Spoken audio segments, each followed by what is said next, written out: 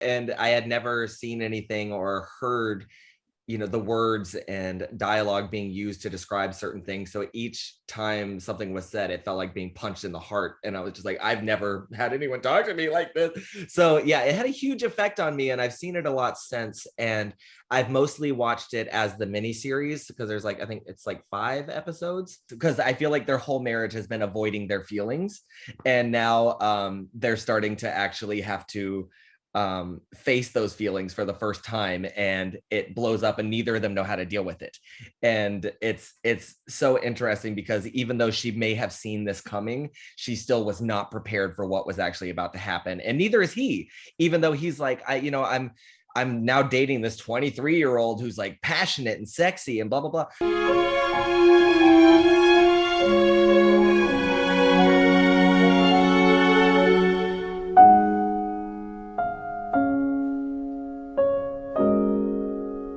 Hi, Matt. Welcome back to my podcast, which is called Spoiler Alert with me, Cinephile Sanket. So, Matt, first of all, this is the first year anniversary of my this new show of my new podcast, and actually you were my first ever guest. So I'm actually I'm honored to have you back on this first anniversary of this podcast, and I deliberately asked you to come on this particular episode. So thank you so much for coming to my podcast. So first of all, Matt, this episode we are discussing Ingmar Bergman's Scenes from a Marriage, which is directed and written by him, and which is your all-time favorite film, one of the all-time favorite films. But yeah, yeah, and it stars Liv Ullmann and Erland Josephson. Yeah, exactly. Yeah, even so. So first of all, man, how are you? And please introduce yourself, and then please introduce this film. I'm great. I'm now living in Atlanta, Georgia, and auditioning and stuff down here hopefully soon. And the movie we're talking about is Scenes from a Marriage, which was a mini series, and they turned it they edited it into a film release. But it's about a marriage that is falling apart. But all the nuances of that and what comes with relationships and love. So it's a lot. Wow, man. So Matt, when did you watch this film for the first time ever? And when you watched this film for the first time, how did you feel about it? What was your experience watching it? And when you rewatched this, obviously, since it is your all-time favorite film, you might have rewatched it multiple times. So Yes. What was your experience then? And then just tell me all about it. Well, the first time I watched it, I was 18, and it was the film edit, which is almost 3 hours long, and it blew my mind. It blew out all the ideas I had of relationships and love and all the different nuances of all that. It totally shifted my thinking and approach to all of that at such a young age. I'm now 32, but at 18, I was like, what? I was like, this is doing what now? And especially for its time, because it came out in 1973. So to still have that kind of effect on someone, in the 2000s was just a wild experience for me. And I had never seen anything or heard the words and dialogue being used to describe certain things. So each time something was said, it felt like being punched in the heart. And I was just like, I've never had anyone talk to me like this. So yeah, it had a huge effect on me, and I've seen it a lot since. And I've mostly watched it as the mini series because there's I think it's 5 episodes. 5 or 6. And I've watched that more than the film edit. So I'm glad we actually got to go back and watch the film edit of it, so I could see just how many differences there were. And this is your first time watching it, right? Yeah, no. I this is not my first time watching it. I would say so. On your recommendation only, I watched this. I watched the mini series. Oh. I couldn't get past the second episode. I don't know why, because it's dialogue heavy. The dialogues are very much, and obviously the conversation the couple are having it's like marvelous, and they're having a very serious conversation.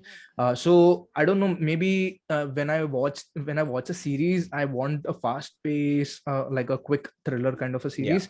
So as a series, wasn't been like able to connect about, like, Yeah. I actually was connecting to the characters and the series, but the thing was, it was way too long. So I thought, okay, now I'll not watch the mini series, but there's a film cut, obviously, Yeah. Bergman also makes like a series as well, also, and also a movie. He did it with Fanny and Alexander as well. So Yeah. what I did was I watched the film in one go, and I actually asked you to first of all come to this special anniversary, and then I thought, okay, Matt likes scenes from marriage, and obviously Matt in general Loves. likes loves Ingmar Bergman. So, Obsesses. You know? exactly. So Yeah. so I thought, okay, Yeah. Matt will be like all time ready to talk about this film. So I thought I'll Yeah. watch this in one go, and I watched this, and I actually I actually fell in love with Bergman as a director, because Oh yeah. I didn't knew anything about this film. Like, I didn't knew that he shot this film on 16 mm cameras, and I didn't knew about that. But like, looking at the film, we can like know, because all those close-ups, like, actually they blew my mind. And before this, I actually watched just like a year ago, actually I watched Cries and Whispers, and in that as film as well, we can also see his close-ups and like all those Yeah. beautiful close-ups and mid shots, wide shots. But in this film particular, I fell in love with his close-ups, because those close-ups actually meant something, because we could see what was going into their mind, in both the lead characters' mind. We could see through through that. Whenever I think there's a scene where the lead actress she was actually, like, she was crying, I think, in one scene. Through that close-up itself, I can like feel what was going through her mind, and like I what was going through her heart as well. So Yeah. that was a very pretty much like such an emotional scene. And even when I don't know, I would say it rightly, but like I think he was trying to rape her, I don't know. I wouldn't call, like, I'm actually confused right now, like I like when. Was that during the time they were trying to sign the divorce papers, Exactly, yeah, exactly, where he exactly. like kicks the shit out of her on the floor? Yeah. Yeah, exactly. Like, I couldn't know, like, what is he doing to her, but like I felt so bad for the lead actress. Like Yeah. like felt so bad for the wife. But at the end, finally he came to his senses and actually gave the key to her. And thankfully, like, I Yeah, actually because he survived. realized that he fucked up, and he's like, oh, we're in a really bad Exactly. space. She was He, fucking bleeding from a face, like, and Mhm. that was very graphic for me. Like, I Yeah, don't know. and it's interesting because the miniseries is split up into like different episodes. The film is as well, because you have those title cards that come up where it's like the art of sweeping things under the rug, and that's kind of the separation between the episodes as well. And they totally leave out a full like storyline of them, of her getting pregnant, and them wanting to have a baby again and see if they can like have another baby and try to give their like marriage another like jump start, basically. Is this And happening? Is this all happens in the first episode, right? I think this was, I can't remember if it's the first or second. It might be the Yeah, second yeah, one, yeah. because then she, at the very end, she like, spoiler alert, she miscarries. So she loses the baby, and then that whole plan to have a whole new like life to take care of together is out the window, and now they're just back to their stale ass marriage. And it's interesting because it starts with, you know, them doing an interview for this like a thing about their marriage, and you can see how distant they are from each other, but it doesn't seem, you know, mean. It's more of just like, our relationship is tired. There's nothing, there's no like romance or like passion. We're just like kind of going through the ideas of what a marriage should be. And especially in like 1973 and in Sweden, and like them trying to like stick to these like traditional values and ideas of what marriage European is, that values. yeah. And it's like, you know what, the man has to take care of like the woman usually, and like the woman takes care of the children, and they stick to these things without actually working on it, which like relationships take work constantly. It's not just like one and done. We've done marriage, we've done relationship. They actually have to put work in, and they just kind of give up, and they think, oh, everything's fine because we're married. That's the end all. But as you see, that's not the case. So it's interesting because I think they get a real look into it when they invite their friends over for the dinner party, which is one of my favorite scenes. And they're like, oh, these people are fucked up. We're not them, but it's because they have not been talking to each other about how they actually feel, while these two have been like, the other couple have been like, beating the shit out of each other, like verbally and emotionally, like outwardly, which is, and in front of their friends, which is the worst dinner party ever to But be Matt, invited to. but don't you think that was, I think, the breaking point? That was actually like the thing where they did realize that their marriage is also very much similar to their friend's marriage as well. Like, Yeah. was there like, do you think that this was the breaking point, I would say? I would say, I mean, I would say it outwardly started showing itself then, where they were like, oh, okay, there are actual maybe similarities, because while this couple was like venting their issues out in front of them, they were like, I think, being like, oh, well, I guess we may have similar feelings, we just don't ever talk about them out loud. So while they kind of seem crazy, they are actually communicating with each other in a weird way, even though it's not really productive, but it's definitely putting their marriage into perspective. And there's a moment too where you were talking about the close-ups, which is one of my favorite moments, and it's very like quick, but it's when Liv Ullmann, Marianne, she's talking to the older woman who's like, I'm going to leave my husband after years of marriage. She's like, But I'm done with this. I actually want to add, sorry, I'm so sorry for cutting you out, but like Like, this scene actually like just came into my mind. That was the scene, and like, sorry, the first scene was first thing was their friends actually when they come over to dinner. That was the first scene, and then the second scene where Liv Ullmann, she's a lawyer actually, and yeah. she has a client who is divorcing her husband after, like, I think 20 years. And that was a breaking point, I think, for her as well. Like, she also had like, I don't know that she had the feeling at that moment, but she actually felt that, okay, our marriage also needs some work as well. Yeah. So it's Which like, I there's think that, these both scenes are sorry, these actually, there were these both scenes were, I think, the breaking point or the starting point of that the whole divorce situation actually. But yeah, yeah, go on, which sorry. there's that moment where she, like, the woman is saying something like, well, it's similar, not the same thing, but she's like, our marriage, like, I just feel like cold or something, and the camera goes whoosh, right to her face, like Marianne's face, and it's like she finally had these words connect to her so deeply, where she's like, oh my god, I feel the exact same way, and I've never been able to like verbalize this until you just said that. And it's this moment of realization you see in her eyes, where she just kind of like goes, just seems like empty, like, oh fuck, we're in a very similar situation. But she tries to deny it, because then when Johan, he tries to, or is that his name?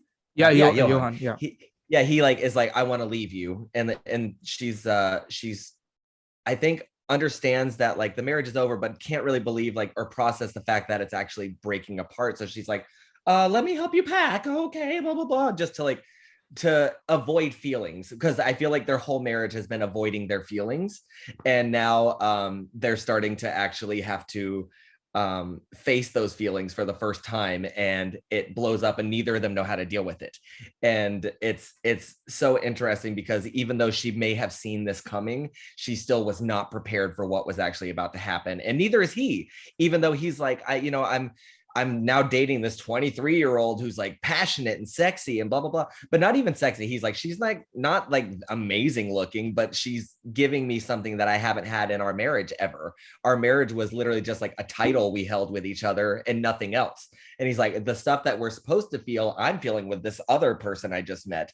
And it's so interesting to see them both shift throughout the whole thing, because Marianne, who's like so tied to these like ideas of what she's supposed to do as a woman and as a wife, and then as she gets older and the years go on and like months and stuff, she starts to liberate herself a bit more and starts to realize, oh, I can be my own person, not just like the wife. Like, and she starts to feel a little bit more okay with the fact that their marriage was kind of like a stepping stone into her becoming a real person. And then he starts reverting back, being like, I actually miss us together. And I kind of made a mistake. And it's so interesting to see the power kind of shift back and forth between the two of them as it goes on. And it's just deeply upsetting, but also beautiful in a very weird way, where it's like these two are still so connected to each other, whether they like it or not, because they went through such a big thing with each other. They went through marriage, they had kids, they lived with each other, and they may not have like actually spent time getting to know each other, but that was still, all of the times they had with each other is still there, and they have spent this time almost studying each other to know like what hurts them, what's what they like, what, and it all starts to, I think, present itself as the years go on, where like, I know what process you're going through right now, and like what's happening with you and why you're changing. And they try to like play these mind games with each other to like break each other down to, I guess, have power over the other person. But it's weirdly because they actually give a shit about each other. It's not a healthy relationship, but it is a relationship. So it's fascinating to watch them. And every time I watch this, I get new feelings from it each time because of just like my own experiences with love and relationships. And it's always a wild experience and a different movie for me each time I watch it, because I grow as much as like they are in the film as well. So it's always a fascinating experience. So what did you think of their relationship? I know that you had like texted me and we're just like, what? Like, why are they even having, you know, I'll I'm tell so you right curious. now. No, but Matt, actually, I had this thought.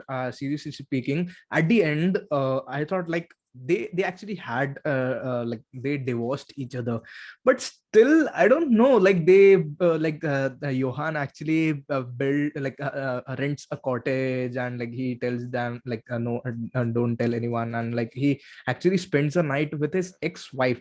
I don't know, like how can this happen, like if you're divorcing someone, obviously you don't have a feel, like you can be friends, you don't have that kind of feelings for her, but like how can like they sleep with each other, Well, I like think it's also situational, where like they never had that kind of passion in their original marriage. And now that like that structure has been broken, they don't have the pressures of that. So you know how he was like cheating on his wife with this 23-year-old. Now that he's not with that, there's like this new passion between them, because they don't have the pressures of society or their family or anything going on. So they can actually build a more passionate relationship on top of their existing, you know, relationship with each other, now that they don't have to deal with pressure. So it's almost on their own terms finally, instead of everybody else's terms.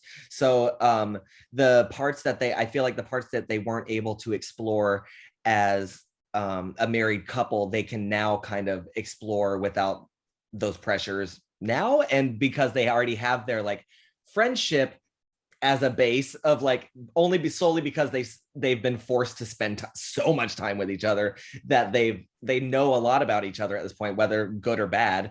So it's like they don't have to go through those issues because they know enough about each other at this point. And now they can explore I guess the fun, passionate, blissful side of the relationship they never were able to give too much attention to in the past, because now she's more sexually liberated, which she even went through with her other relationship, which she had a similar relationship or a similar ending, where he, like the person she was with, ended up cheating on her again. And so she had to go through that whole experience again with a different person. But I think the fact that she went through it first with Johan, they have this no, they the have this first like relationship was different. Like she was married with someone else, right?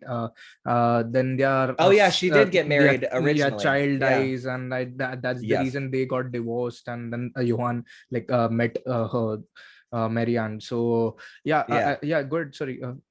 Well, that's what's interesting, is though, like she's had these like three impactful and big like relationships, but the one that has stuck has been with Johan. And it's like, why did that one stick so much? And I think it's because of the amount of time they spent with each other.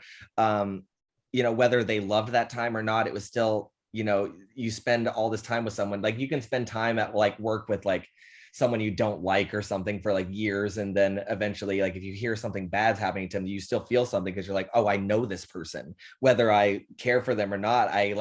I spent time with them and I've gotten to know them, and it's still like you feel a little bit of empathy or something. And I kind of feel like that happened with them, and they still have this thing where they know each other the most because they've spent so much time with each other.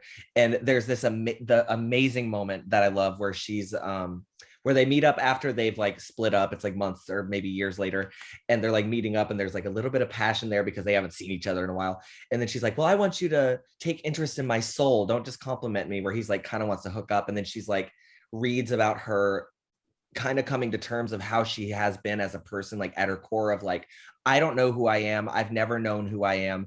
And now I'm starting to realize that and becoming my own person. And he falls asleep while she's telling him this stuff. And he's like, oh, sorry. And she's like, okay, the one moment I finally get to tell you who I am. She was like dictating her thoughts from her diary. Yeah. And then he's like, oh, sorry, I was sleeping. And she's like, okay, same old Johan. But you can tell that he did care because he's like, no, continue. But it was such an interesting moment because it's one of those things where it's like, you fucked up the moment. It's like, I understand that you might care, but this was such an important moment for me and you fucked it up. But it's like they have this understanding with each other. She's like, oh, that's just how he is, but whatever. And it's interesting to see them have this kind of snarky relationship with each other, even at their like worst moments, which is like the big one at the when they're trying to sign the divorce papers, and neither of them, I think he realizes that he had so much control over her for so long, and now that she's like, I don't give a shit, we're signing papers, we can go out and party afterwards, and he's like, no, this should be heartbreaking for you, you're losing me and stuff like that. And she's like, I'm over it, like, but then you start realizing that they still have that for each other, and he has this like boyish explosion and like beats the shit out of her because he has no control over his own fucking emotions and is so mad that he's not in control anymore. And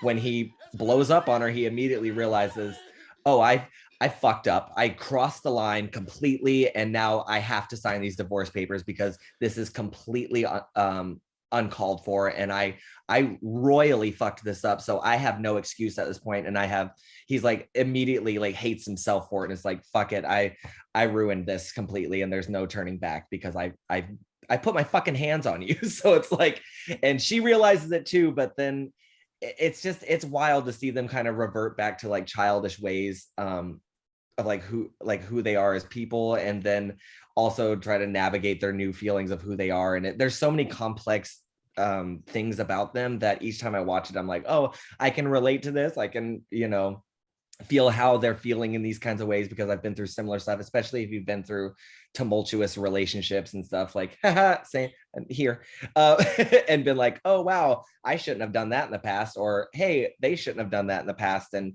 having new perspective as you've gone through these different experiences and stuff, and watching them with my own experiences is always different because I gain new experiences every fucking moment of my life. So it is cool and if you revisit it like years later, it'll be a whole new experience for you. And I think because sure that seems to be like the thing that happens. But absolutely, I'm sure we can like have different experiences after visiting every damn movie. Like we might like end up liking that movie as well, like liking a film in general as well, or disliking it also.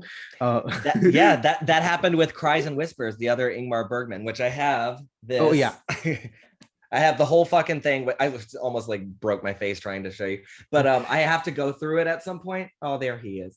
And because I've only seen like maybe like 18 of his movies, but he has a ton, so I have to go through more and more. But Cries and Whispers I watched when I was like 18, and I hated it.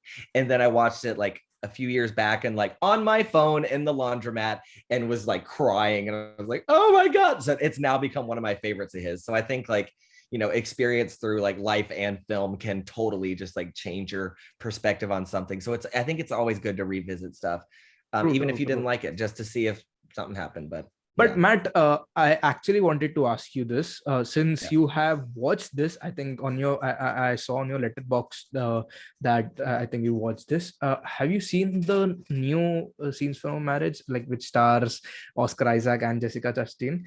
And like what, Uh, how? Just briefly tell, like, how did you like? Did you like it or did you not like it? Like, well, first of all, I saw they did an off-Broadway production of Scenes from a Marriage in New York, where they had several cast members playing the same characters, but you would go with a group of people into a room and watch one of the scenes, and then you would get up and go to a next room. And so there were 3 performances like going on at the same time, and y'all would switch rooms every single time. And then at the end, they showed like the big divorce scene, and like the ending, they lifted up all the rooms and you were in a big circle, and all the performers were doing the scene at the same time. I hated it. But I was like, in theory, it sounds cool, but as like, it's realistically playing out, it was, I fucking hated it. And I was by myself like, this is bullshit, you ruined Bergman's masterpiece. But when I watched the first episode of the mini series, which I was excited to see because I love Oscar Isaac. Jessica Chastain, I'm sorry, is just like, she doesn't do it for me. I think she's one of those people where it's like it's like overexposure to the point where it's like I just see your choices and your acting instead of losing her in the part. So there were subtleties that I don't think she was capable of doing when I watched just the first episode. And because my favorite scene in the original is the dinner party scene, like where they have like the 2 couples are hanging out, and I love that scene. And they tried to recreate something similar in the new one, and I thought they fucking ruined it. And I was like, this has no power. And I think because of the time period that it takes place in the original, I think it has more power to it because of just how things were shifting from like the 50s, 60s, and 70s, and how people were becoming more liberated, especially women. And with the newer one, I think maybe they tried to do that and it just did not translate. And I gave up. I may go back to try it again, but I was like, it kind of just ruined everything that I liked about the original. And just a quick fact, what was really cool was like when Scenes from a Marriage aired on television in Sweden, shortly after there was like a huge rise in divorce, which was not like a big thing, but that was like, a lot of people say that Scenes from a Marriage like literally no, led to I people was about divorcing. to actually ask you that because I Yeah. watched Bergman's Island back in October. I think I only watched it Oh yeah. halfly, only Yeah. the half, and Yeah. like in the first half, actually, someone tells like the couple actually visits Bergman's Island, the island which where Ingmar Bergman used to live. Faro. Yeah. Yeah, exactly. So there, the guide actually screened it, or like like the guide actually mentioned that Scenes from do you know Scenes from a Marriage, like the movie which forced all the many couple to pursue divorce. I was like, oh, that was the thing Yeah. which used to happen in the 70s in Sweden. So I didn't knew about that, but yeah, Yeah. that's some interesting fact. And now you are actually mentioning it, I was like, oh wow. Yeah, it's a crazy thing because it was just he explores like the nuance of just relationships, and especially because of the structures of marriage and how women were treated as, almost like you're the housewife and blah blah blah. And to see them kind of shift and see her growth throughout the whole movie or miniseries is so exciting. And just to see how he like kind of cowers down to like also being completely insecure as a person and as a man in society and stuff like that. And I think it does it so well, especially it was made so many years ago and it's still fully fucking relevant. Yeah, And you don't it's have fresh, to like, right? yeah, and you don't, and that's why I was like, you don't really need to update it with like Jessica Chastain. Like it's like it still works as is. And even though it like is very specific for the time, it still tackles the base and core of what like marriage and relationships and love and sex and all these different things that a lot of people still don't give too much thought into when they like dive into a relationship. And it's interesting to see them tackle it full on and with so much power and angst, because but there is like the first time I watched it, it would devastated me, where I was just like, oh, I don't know what love is. And then as I kept watching it, I started like having more of like an appreciation for just like what it was, instead of this like fairy tale idea of what love is, and just like what it actually means, and like communication and how it's so important for relationships, and having a deep understanding for the partner that you've committed yourself to and stuff like that. And it's a constant growing experience. And I think I just think it's something that will always be able to give. And even though it also speaks very much to its time, it's something that's timeless. So I will always love this fucking But thing, so. Matt, since like you have watched much of Bergman's film, have you watched Saraband, the sequel to this film? Yeah. So how was it? Yeah.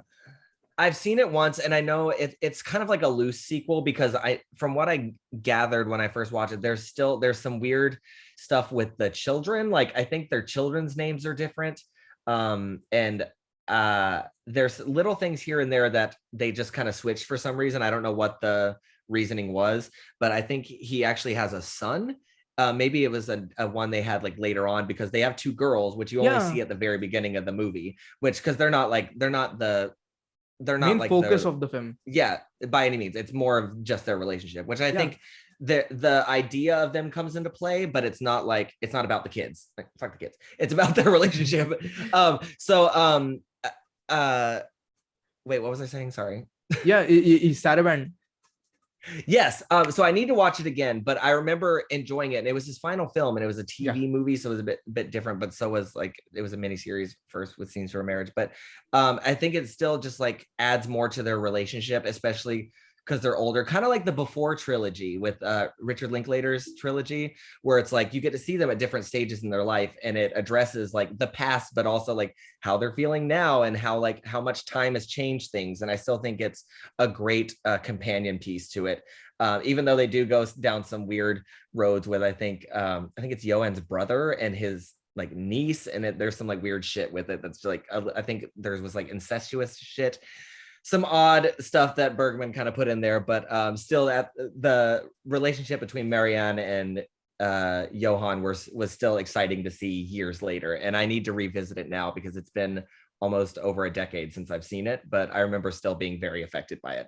Also, I saw Liv Ullmann in person in New York when I saw a screening of The Immigrants, and she like introduced the film, and that was just an amazing moment. I was like, I got to see her before she passes. I hope she never does. I hope she lives on forever, but inevitable. The Immigrants is from the director who made Everlasting Moments, right?